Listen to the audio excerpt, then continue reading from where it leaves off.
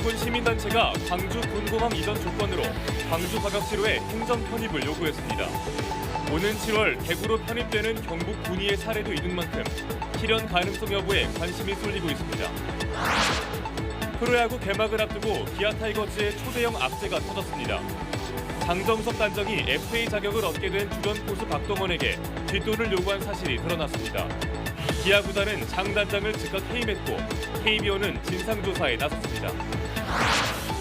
한덕수 국무총리가 야당 주도로 국회를 통과한 양곡관리법 개정에 대해 쌀 초과 생산을 부추기는 것이라며 윤석열 대통령에게 거부권 행사를 건의하기로 했습니다. 민주당은 터무니없는 주장이라고 즉각 반발했습니다. 국가보훈처가 올해 처음으로 한국전쟁 참전국가 학교들과의 교류를 지원하겠다고 발표했지만 광주시 교육청은 아예 학교들에게 알리지도 않았습니다.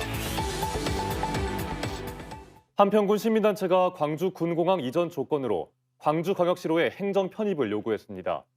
오는 7월 대구로 편입되는 경북 군위군의 사례도 있는 만큼 실현 가능성 여부에 관심이 쏠리고 있습니다. 하지만 민감한 사안이라 광주시와 전남도는 말을 아끼고 있습니다. 정일진 기자입니다. 광주 군공항 예비 이전 후보지 가운데 군공항 유치에 가장 적극적인 한평군. 올 들어 한평에서만 5차례 군공항 이전 설명회가 열렸는데 횟수가 거듭될수록 국민들의 관심과 요구사항도 구체화되고 있습니다. 가장 주목받는 건 광주시로의 행정 편입입니다. 서로 상생할 수 있는 것들이 많기 때문에 저희들이 군공항 유치한다 하면 광주시는 통합을 반대할 이유가 없습니다. 오는 7월 대구시로 편입되는 경북 군위군의 사례를 그대로 가져온 겁니다. 신공항 이전을 위해 대구시와 경북도가 결정한 내용을 광주시와 전남도, 한평군도 해보자는 제안입니다. 그렇지만 행정 편입까지는 이들 지자체와 각 의회의 상호 동의가 필요하고 행정안전부 동의와 법안 제정 등 넘어야 할 산이 많습니다. 더구나 인구 감소의 지역 소멸까지 우려되는 상황에서 전남도의 동의를 얻긴 어려울 것이란 전망입니다. 그리고 광역자치단체를 달리해서 통합하는 것은 여러 가지로 심사숙고를 해야 합니다.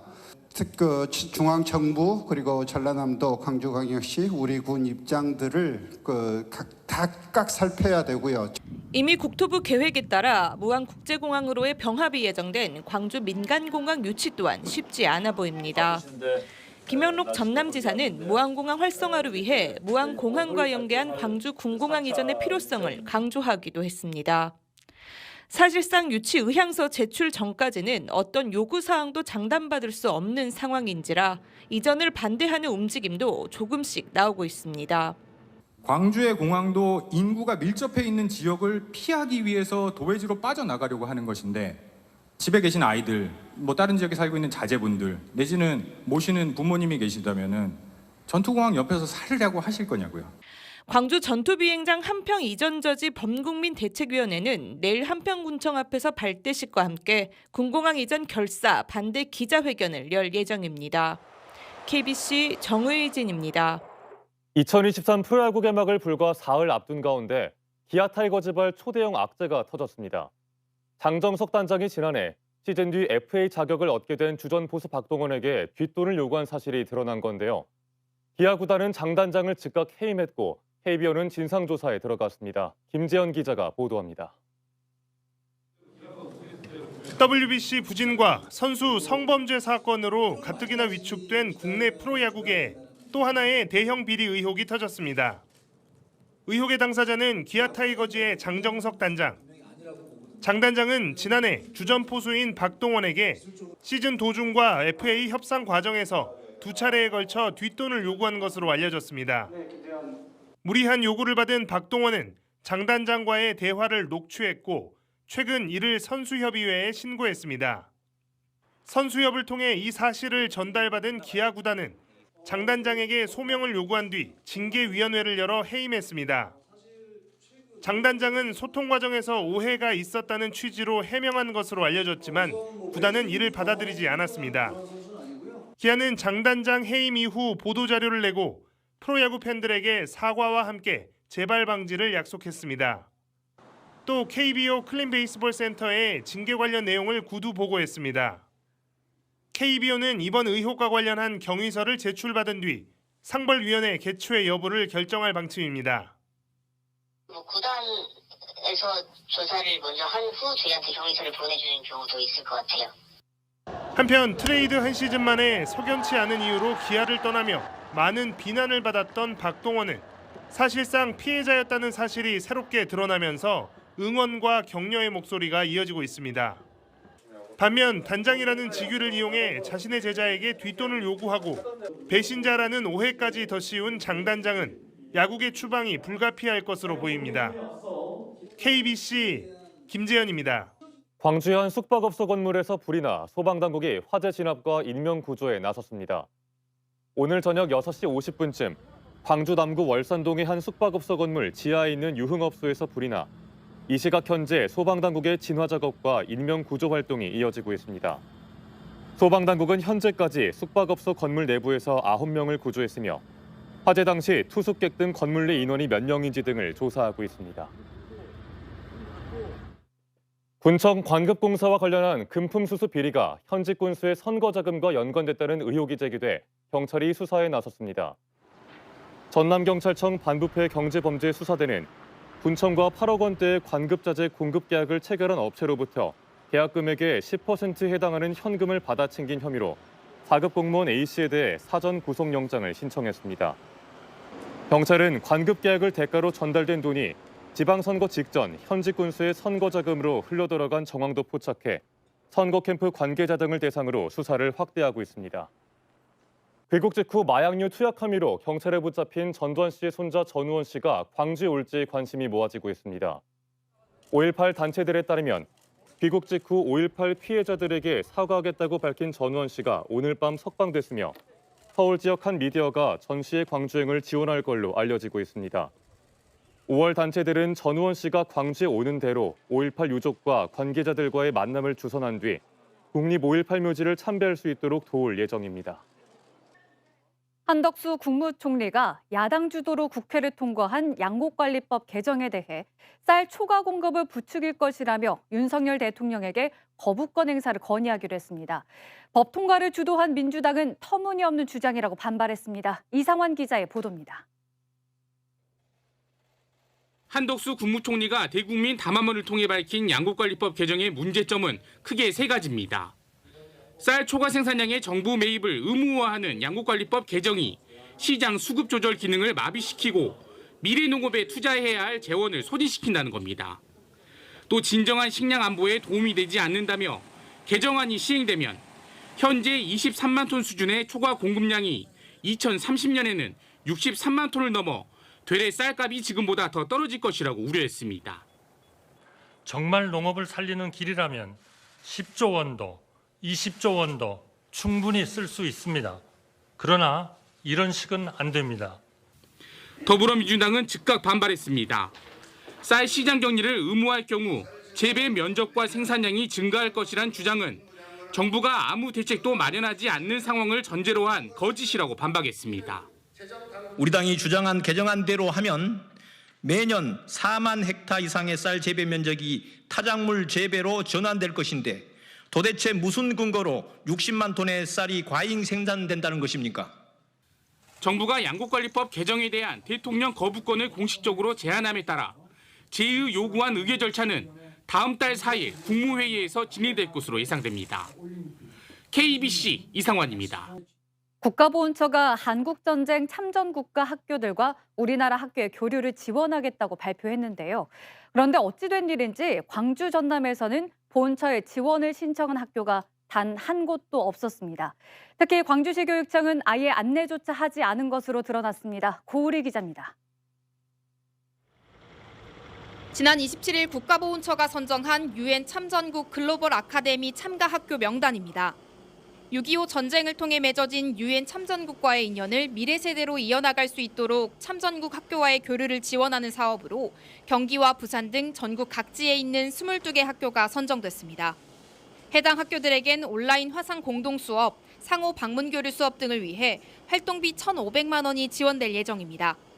그런데 애초에 광주에서는 지원을 신청한 학교가 한 곳도 없었던 것으로 확인됐습니다. 알고 보니 교육청에서는 일선 학교에 안내조차 하지 않았던 것으로 드러났습니다. 광주교육청 담당자는 지원 자격에 해당하는 학교가 없을 것 같아 안내하지 않았다고 해명했습니다.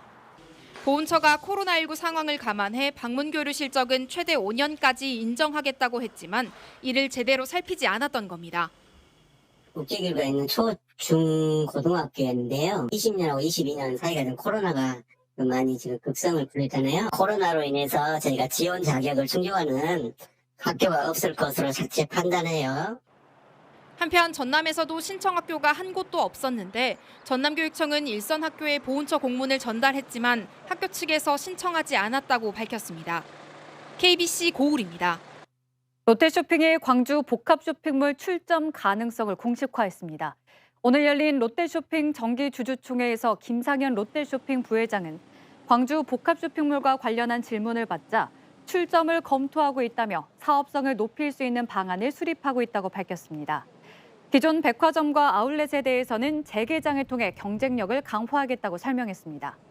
롯데쇼핑은 그동안 광주 복합쇼핑몰에 대해 신중한 태도를 보였지만 김 부회장의 입을 통해 출점을 사실상 공식화한 것으로 해석됩니다. 오는 2030년부터 생활쓰레기 직매립이 전면 금지됩니다. 하지만 현재 광주엔 지난 2016년 상무 소각장이 폐쇄된 이후 대형 소각장이 하나도 없는 상황인데요. 광주광역시가 새로운 소각장 건립을 위한 절차에 돌입했지만 주민 반발 등 넘어야 할 산은 많습니다. 조윤정 기자입니다. 광주에서 배출되는 하루 평균 생활 쓰레기 양은 500여 톤. 각 지자체에서 모두 수거돼 남구 양과동에 있는 위생 매립장으로 보내집니다. 한데 모인 생활 쓰레기들은 SRF 시설에서 고체 연료로 만들어진 뒤 더 이상 불에 타지 않는 남은 찌꺼기들만 이곳에 매립됩니다. 문제는 양과동 매립장 내 SRF 시설이 연한 만료로 2031년 말 가동 중지될 예정이라는 겁니다. 여기에 2030년부터 가연성 생활 폐기물 직매립 역시 전면 금지될 예정이어서 7년 전 폐쇄된 상무 소각장을 대체할 새로운 시설에 대한 필요성이 커지고 있습니다.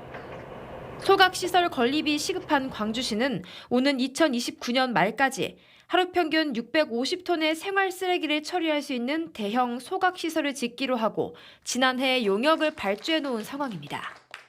필요한 부지는 6만 6천 이상이 된다. 사업비가 3,200억이기 때문에 공사비는 약 2,900억 정도 예상이 되고 그중에 20%인 586억 정도를 주민 편의시설로 소각장을 혐오 시설로 인식하는 지역민들을 설득하는 것이 풀어야 할 가장 큰 숙제입니다. 그러니까 집값도 땅값 다 이러잖아요. 혐오시설이잖아요. 그래서 만일에 공모가 안 되면은 그걸 어떻게 하실 거예요? 소각장에 힘을 내야 합니다. 광주시는 다양한 주민 편의시설 설치와 지원금 지급은 물론 친환경이라는 점을 부각할 방침입니다. 환경적인 문제는 저희들이 완벽하게 잡을 자신이 있고요. 시설은 지하로 하고 상부에는 주민들을 위한 그런 시설을 만들어서 어떤 광주 지역의 가장 랜드마크화하는 이런 방식으로. 새 소각시설에 대한 공모 절차는 다음 달부터 시작됩니다. KBC 조윤정입니다. 광주를 미래차 산업 경쟁력 국내 1위 도시로 만들겠다는 미래차 선도도시 광주 비전 선포식이 열렸습니다. 광주광역시는 오늘 남구 실감 콘텐츠 큐브에서 광주 미래차 비전 선포식을 열고 미래차 전장 부품 특화 육성과 차세대 전략 반도체 클러스터 구축 등의 속도를 높이겠다는 계획을 발표했습니다. 오늘 선포식에는 구글 관계자 등이 참석해 기조 연설에 나서고 아마존과 엔비디아 등 글로벌 대기업이 축사 등을 보내 관심을 나타냈습니다. 광주광역시와 대구광역시가 2038 하계 아시안게임 유치에 본격적으로 뛰어들었습니다. 광주시와 대구시는 오늘 서울 대한체육회를 방문해 2038 하계 아시안게임 개최 계획서를 제출하고 대한체육회장을 만나 공동 유치 등 현안을 논의했다고 밝혔습니다. 앞으로 대한체육회는 유치 희망도시, 현지 실사 등을 거쳐 국내 후보도시를 확정하고 문화체육관광부와 기획재정부 심의 등을 거쳐 유치 신청서를 제출하게 됩니다. 근대 화식이 남도 상류층의 생활상을 엿볼 수 있는 이장우 가옥이 다음 달부터 시민들에게 개방됩니다. 광주 남구는 다음 달 3일부터 광주시 민속문화재 1호인 남구 양림동의 이장우 가옥을 오전 9시부터 오후 6시까지 시민 누구나 관람할 수 있도록 개방한다고 밝혔습니다. 광주 남구는 양림동의 관광 활성화를 위해 지금까지 가옥을 관리해온 동신대학교 측과 개방 협의를 이어왔으며 가옥 훼손을 막기 위해 상근 인력을 배치하고 사각지대마다 CCTV를 설치한다는 방침입니다. 김영록 전남지사가 인류가 직면한 위기 극복 해법으로 김대중 정신의 계승과 세계화를 제시했습니다. 김 지사는 오늘 목포에서 김대중 정치학교 4기 수강생들을 대상으로 열린 특강에서 기후변화와 질병, 전쟁과 빈곤 등 인류가 겪는 총체적 위기를 극복하기 위해서는 김대중 정신의 세계화가 그 어느 때보다 절실하다고 강조했습니다. 김대중 정치학교는 지난해 6월 15일 개교해 4기째 운영되고 있습니다.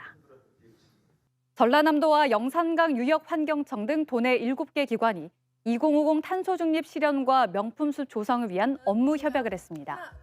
7개 기관은 오늘 구례 지리산 정원 일대에서 500여 명이 참여한 가운데 기후변화에 대응하기 위해 매년 1,000만 그루 이상의 나무를 심어 2050년까지 모두 5억 그루 나무 심기 달성에 힘을 모으기로 협약하고 3,500여 그루의 나무를 식재 분양했습니다. 만취 상태로 운전을 하다 사고를 낸 현직 경찰관이 붙잡혔습니다. 광주 남부경찰서는 어젯밤 10시쯤 광주 남구 진월동의 한 도로에서 음주운전을 하다 연석을 들이받는 사고를 낸 혐의로 광주 광산경찰서 소속 A경위를 붙잡아 조사하고 있습니다. 검거 당시 A경위의 혈중 알코올 농도는 면허 취소 수준을 훨씬 웃도는 만취 상태였던 걸로 알려졌습니다.